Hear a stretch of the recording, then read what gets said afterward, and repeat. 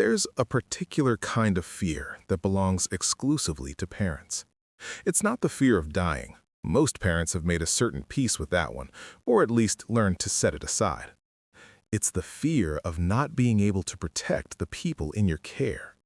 The fear of being the adult in the room when the room stops making sense. The fear of looking at your children and not knowing what to tell them because you don't understand what's happening yourself. That's the fear that lives in this story.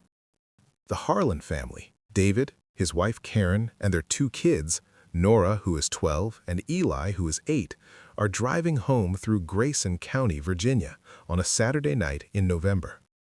They've been to a fall festival in the valley. The kids are tired. Karen is asleep in the passenger seat. It's a good day, ending the normal way. Then, the car breaks down on a mountain road with no signal, no houses in sight, and darkness coming down hard off the ridgeline.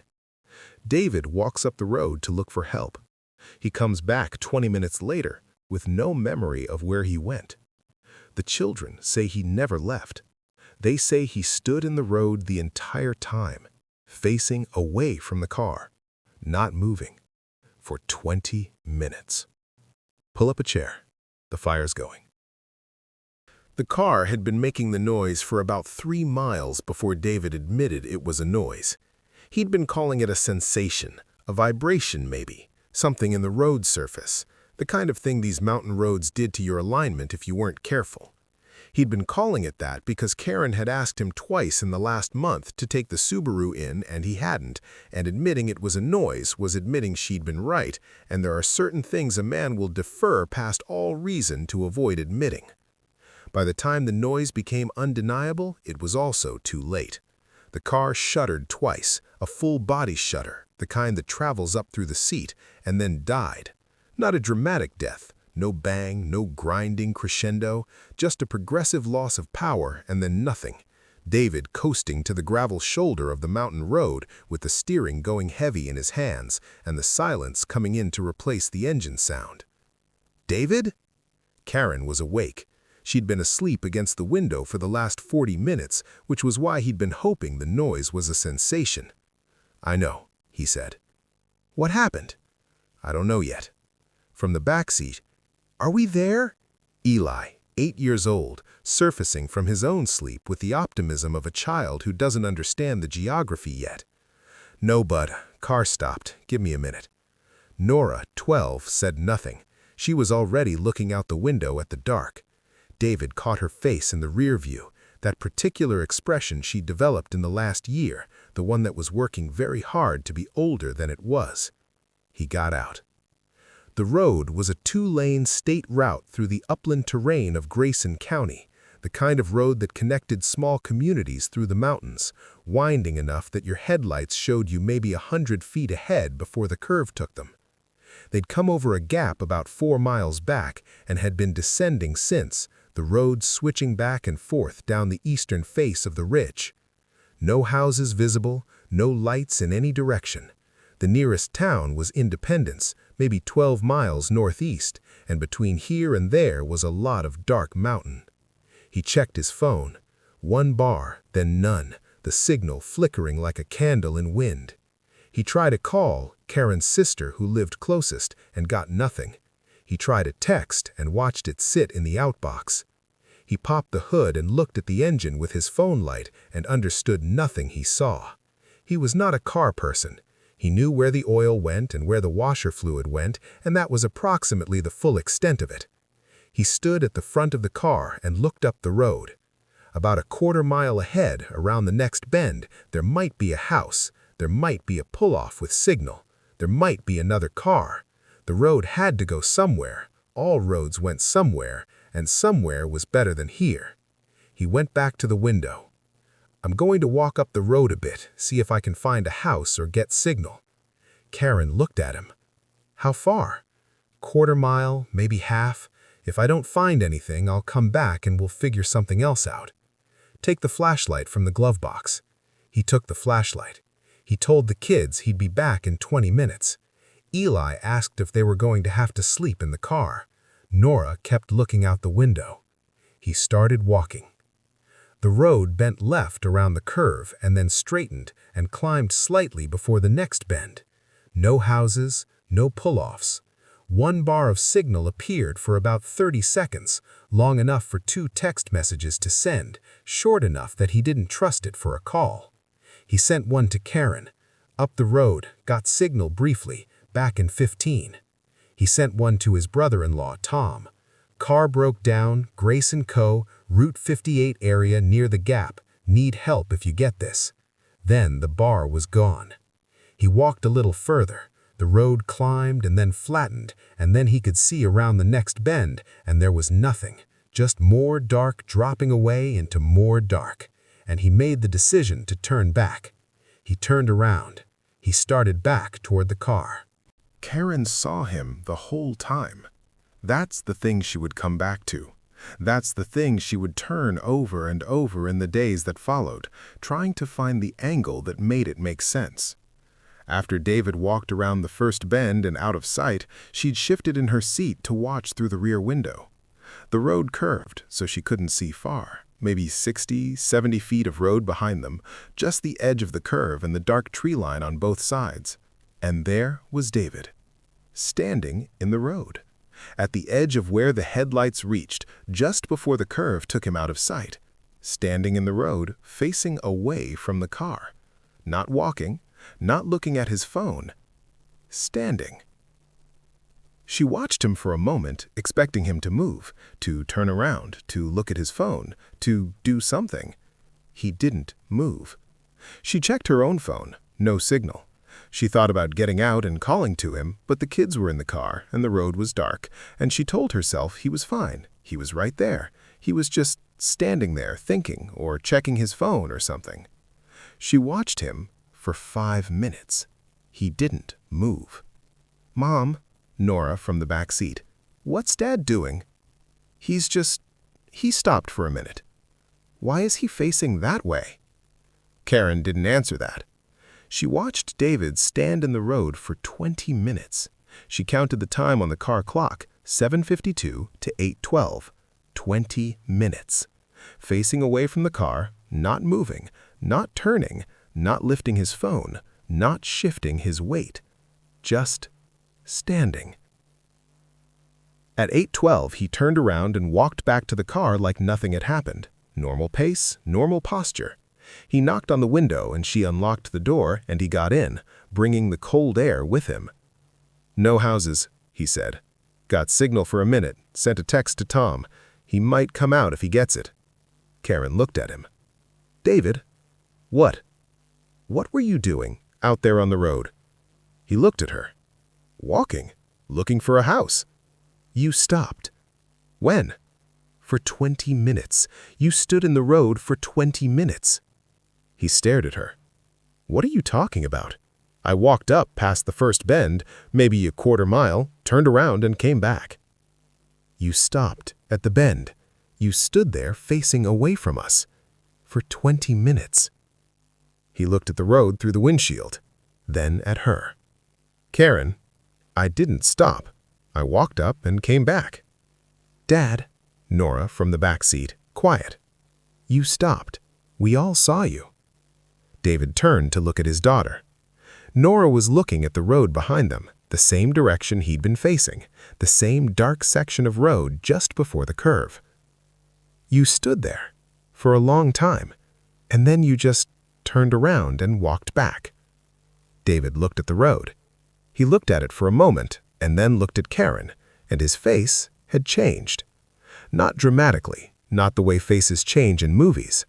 A quieter change, a recalibration happening behind his eyes. "I don't remember stopping," he said. He said it carefully, like he was testing the words. "I don't have any memory of stopping."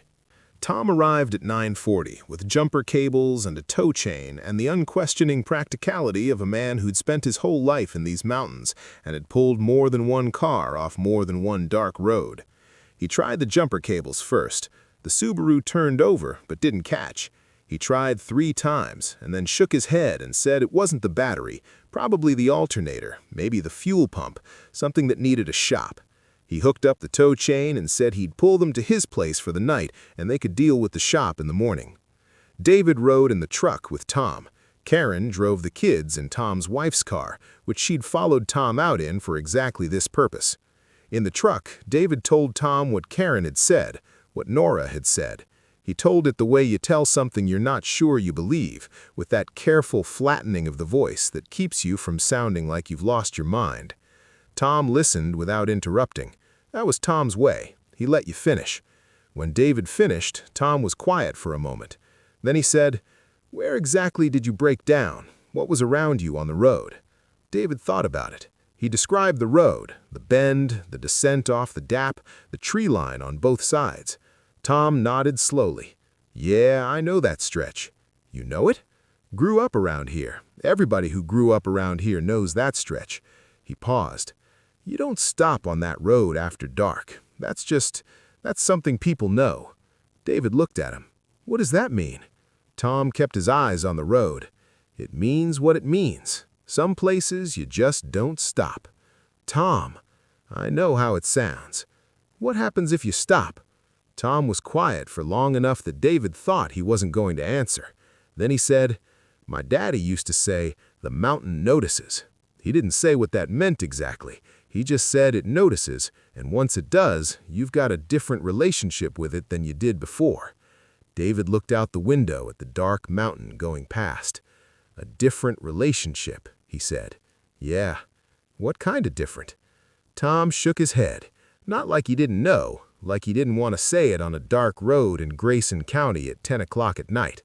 "Let's get you to the house. Get the kids fed and in bed. Talk in the morning." They didn't talk in the morning. Tom was up and gone before David woke, a note on the kitchen table that said he'd arranged for a tow to the shop in Independence and that they should help themselves to breakfast.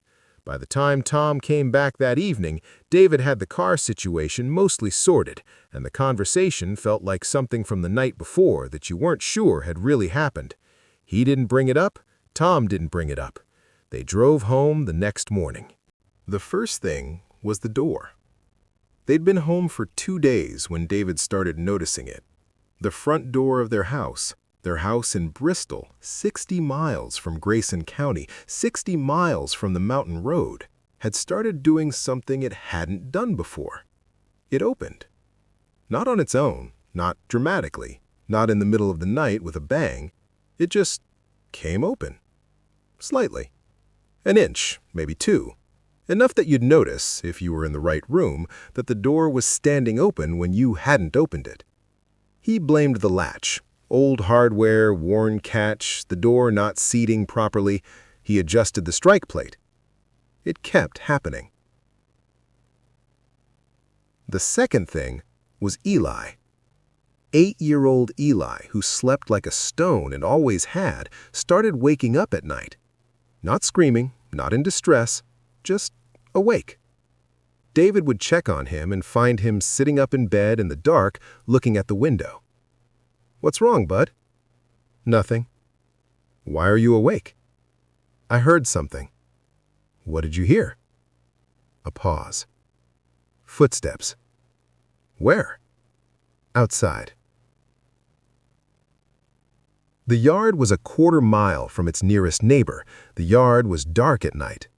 David would stand at Eli's window and look out at the dark yard and the dark tree line at the back of the property and see nothing, hear nothing, and tell his son it was probably a deer and go back to bed. The third time he stood at Eli's window, he looked at the tree line for longer than he needed to. He looked at it the way you look at something when you're not sure what you're looking for, but you're certain it's there. He thought about standing in the road. He thought about 20 minutes he couldn't account for. He thought about Tom's father. The mountain notices. He thought about what it means to be noticed by something that large, something that old, something that had been watching that road, that particular stretch of dark mountain road, for longer than any map had been made of it. Something that had seen a man stop on the road in the dark and stood close enough to look at him and had decided, in whatever way such things decided, that it wasn't finished. that it wanted to see more. David stood at his son's window for a long time. Then he went back to bed. He was 3 weeks home when he went back to the road. He told Karen he had to drop something off at Tom's. He drove to Grayson County alone on a Tuesday morning, parked at the gap where the road started its descent, and walked down to the spot. He knew the spot immediately. He hadn't been sure he would, but he did. The curve, the particular shape of the tree line, the gravel shoulder where the car had stopped. He stood on the road in the morning light and looked at the place where Karen had said he'd been standing. The road was just a road, asphalt and gravel, and the tree line pressing in on both sides. Nothing unusual, nothing that explained anything. He stood there for a while. He thought about what he'd been doing for 20 minutes that he couldn't remember. He thought about it the way you think about a dream that's almost gone, reaching for it, feeling it recede. There was something, not a memory exactly, more like the ghost of a sensation, a feeling of attention, of being looked at very closely by something that wanted to understand what it was seeing, and a feeling of looking back, of seeing something he couldn't hold in his mind, something too large, too old, too patient for a human mind to carry away intact. He stood on the road for 20 minutes. He didn't realize how long it had been until he checked his phone. 20 minutes. Exactly. He walked back to his car. He drove home. He did not go back again. But the door kept opening, and Eli kept hearing footsteps in the yard at night, and David, who had lived his whole life not believing in anything he couldn't explain, started leaving the porch light on. Every night. All night. Not because it made him feel safer, because he needed to be able to see the yard, because the mountain had noticed him now, and he needed to know if it had followed him all the way home. The car got fixed. New alternator. $240 at the shop in Independence. The Harlan family went home and went back to their lives. David went back to work. Karen went back to her routines. Eli eventually stopped waking up at night, or stopped telling his parents when he did. Nora, who had been 12 and working very hard at being older than she was, got a little quieter that winter, a little more careful about the dark. The door still opens sometimes. David has replaced the hardware twice. And there's this. 3 months after the breakdown, Karen was going through the photos on her phone and found one she didn't take. Time-stamped 8:04 p.m., the night of the breakdown. Taken from the rear seat of the car, Nora's seat. A photo of the road behind the car, and David standing in it, facing away. And behind David, at the very edge of the frame, at the very limit of what the headlights reached before the dark took over completely, something standing in the road, watching him. Karen deleted the photo. She hasn't told David. She's not sure why. She thinks maybe she just doesn't want him to go back. If this one got under your skin, if you're going to think twice the next time your car makes a noise on a dark mountain road, subscribe to Virginia Wild and hit the bell so you don't miss a single story. Drop a comment below. I want to know, would you have gone back to that road? Because David did. And the porch light is still on. The fire's still going. Come back soon.